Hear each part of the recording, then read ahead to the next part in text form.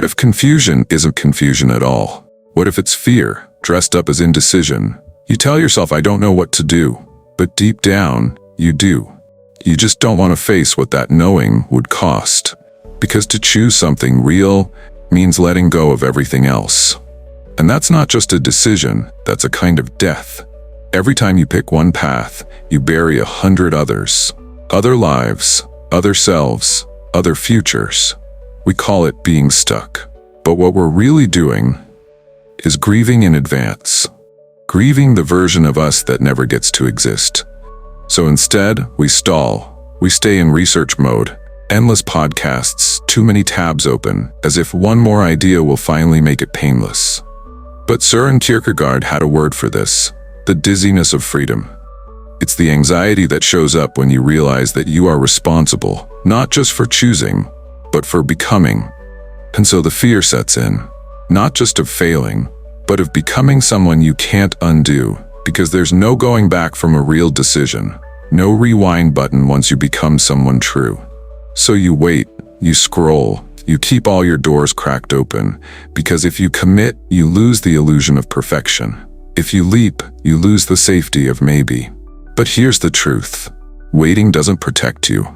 It just keeps you circling the same question and calling it confusion. What you need isn't more thinking.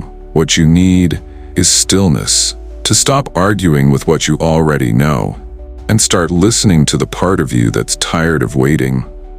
Because sometimes anxiety doesn't mean something's wrong. It means something real is asking to begin, and it's time to answer.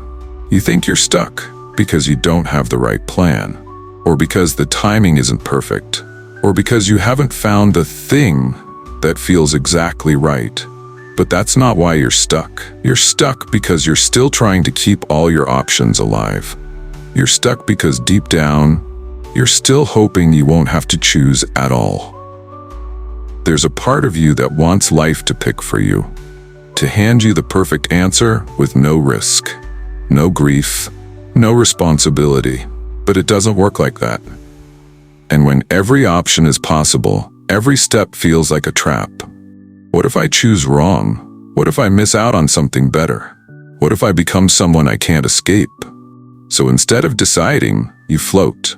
One foot in, one foot out. You call it keeping your options open. But really, you're just afraid of loss. Because real choice is sacrifice. Choosing one direction means killing off the others. Killing futures you've fantasized about. Versions of yourself you've kept on life support. And nobody teaches us how to grieve that. We live in a culture of endless possibility, infinite scrolling, infinite advice, infinite paths to become your best self. But that much freedom? It doesn't make us limitless, it makes us dizzy, paralyzed by the pressure to pick the right life. So you wait for the fog to clear. You wait for a sign. You wait for the fear to disappear. But maybe the fear isn't a problem. Maybe the fear is proof that the moment matters. You're not stuck because you're broken. You're stuck because the next step is real, and real means irreversible. So no, this isn't confusion. It's freedom, and it's finally asking for your answer. Nobody tells you this part, that choosing something meaningful requires you to mourn. Because every time you say yes to one life, you are saying no to a dozen others.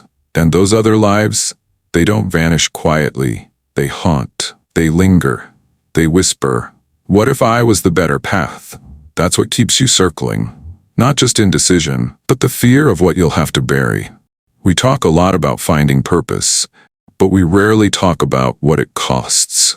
To commit, to walk away, to shut a door you'll never reopen.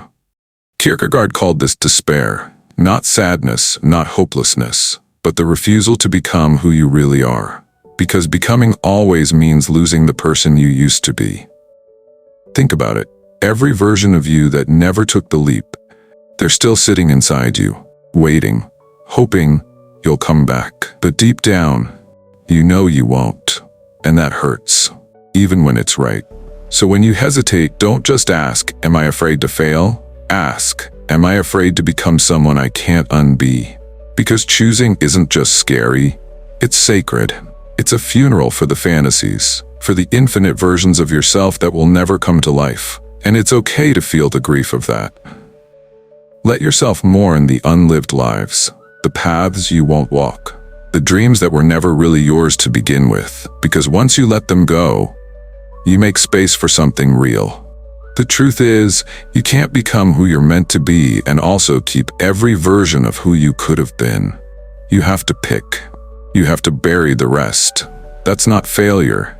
That's the price of becoming whole. You're waiting for the moment it all feels right, for clarity to arrive like lightning, for a sign, a peace, a certainty. But what if that moment never comes? What if the reason you can't move forward is because you're still waiting for a life without doubt?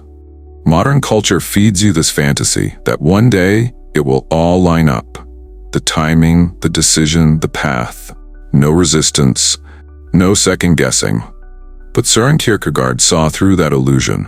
He wrote that real life isn't something you figure out. It's something you leap into. And that leap, it never feels clean. It never feels perfect. It feels like falling with your eyes open. We've been taught that the right choice should feel easy. But the truth is, the right path often comes with fear. Not because it's wrong, but because it asks you to leave your comfort behind. It's not confusion, it's not the wrong time. It's the weight of becoming something new. But perfection keeps you locked in place, waiting for the life that doesn't ask anything from you. The version of you that can grow without pain, transform without discomfort. That version doesn't exist. You can keep chasing it, keep tweaking your plans, keep checking every box, but nothing will ever be enough. Because deep down, you're avoiding the real work. Risk, surrender, faith, not religious faith, existential faith. The kind that says, I don't know what's ahead, but I'm stepping anyway. You don't become yourself by finding the perfect answer. You become yourself by living your way into the questions, by taking the risk no one can take for you. There is no perfect moment, only this one. So stop waiting. Stop hoping life will make it easier for you. It won't, and it's not supposed to. We talk about freedom like it's the absence of limits. No rules, no boundaries, no pressure. But that kind of freedom, it's hollow. Because real freedom isn't about having every door open. It's about choosing one and owning it completely. You think you're free because no one's forcing you. Because you can change your mind, scroll forever, swipe again, start over. But Kierkegaard warned us, that kind of freedom is just disguise. It looks like possibility, but it leaves you empty. Because without a choice, without a yes that costs you something, freedom is just floating. You stay weightless, directionless, safe from regret, and also safe from meaning. True freedom requires ownership, not control but accountability. To say, this is the life I chose. This is who I'm becoming. Even if it's hard. Even if you doubt yourself along the way. See, it's easy to feel empowered when all the options are theoretical. But power doesn't come from imagining, it comes from deciding, from risking, from saying yes to something that could break your heart.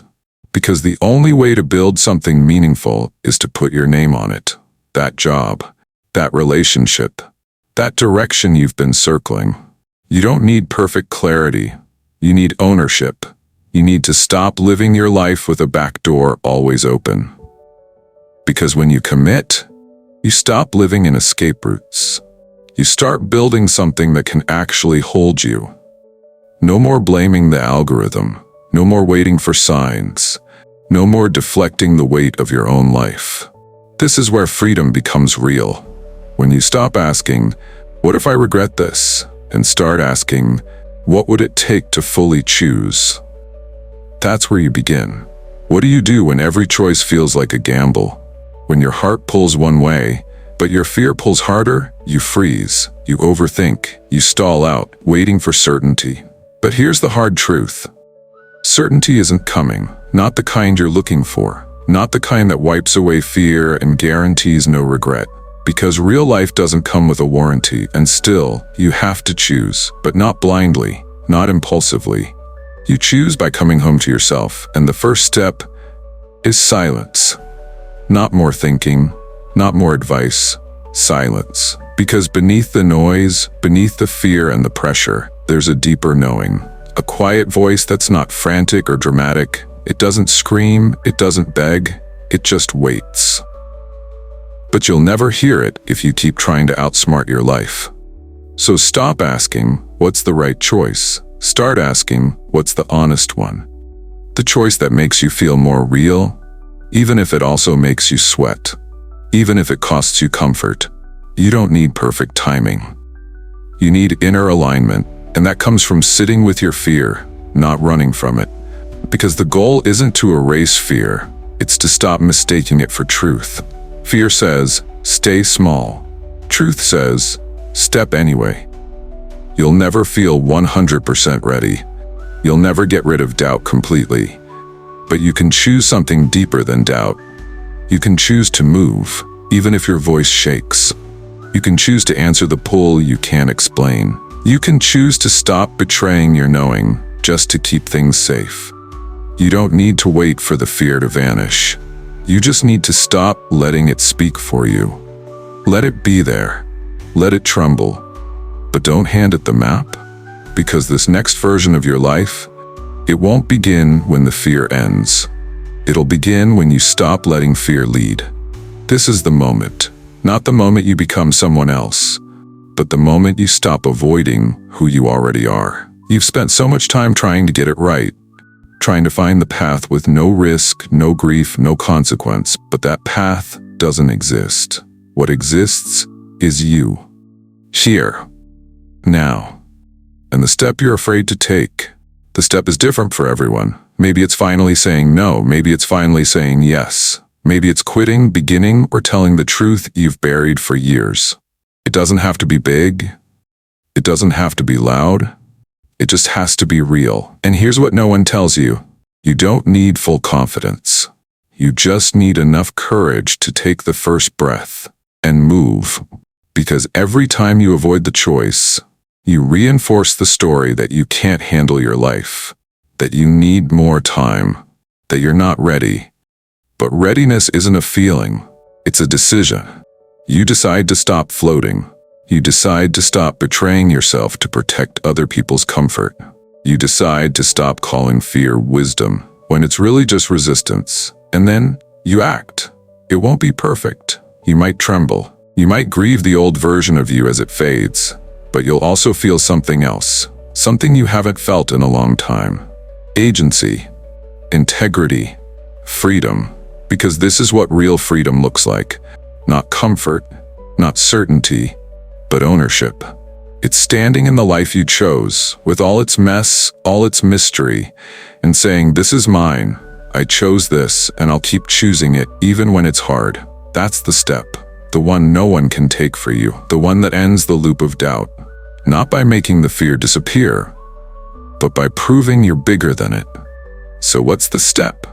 You already know. You've known for a while. Now the question is, will you finally take it?